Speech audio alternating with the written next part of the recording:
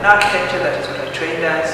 And then of course I was also very much active in the music scene for a long time, so performing as a musician and also performing as an actor on the stage. But I'm interested in information and knowledge, so I read a lot. I'm always trying to understand, or I'm very interested in understanding how things are or why things are that way. I'm born in Nairobi, and the reason why I emphasize that is because, of course, one of the things that I'm engaging more with now and the go down is this whole idea of cities and what happens in cities and how cities are or not our home, and how we are as contemporary urban people. So the idea of Nairobi and being located in Nairobi and being a Nairobian is actually very, very important to me at this particular point in time. The family was always open to and interested in people learning, so explore and find what your talent is. But of course, I think at that particular point in time, like many families, because of the state of the nation, we were thinking about how do we develop citizens who are going to be our doctors and our lawyers and those careers that are seen as sort of the so-called prestigious high careers.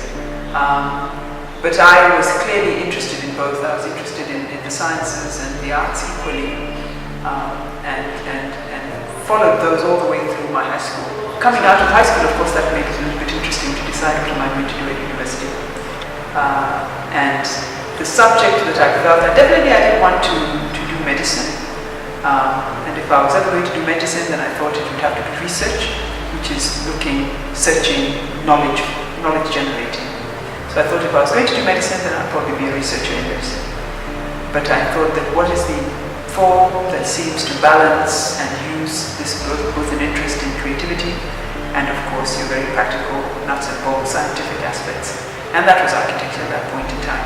I think the interesting thing, of course, is that we are not exposed, or we didn't even have our own heritage of what does local African architecture look like.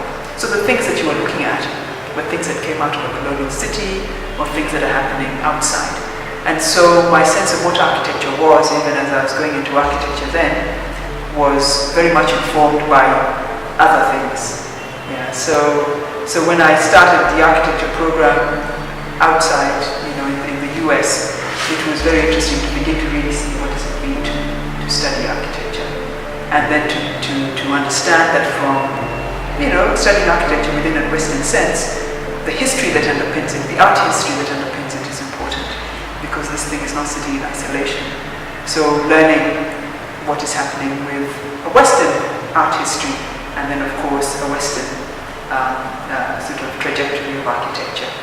And that forced me to think about, well, how does this translate at home? Because I was going to come back to Nairobi. And if I was to begin to look at what are the kind of foundations of beginning to look at architecture at home, what would I look at?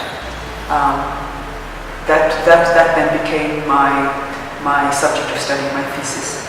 So I know I took a year out and spent a year looking at rural architecture in Kenya, looking at both traditional and rural, and sort of trying to see whether in those simple settings that we had of villages and homesteads, are there some principles that one can pull that begins to form an architecture in the city?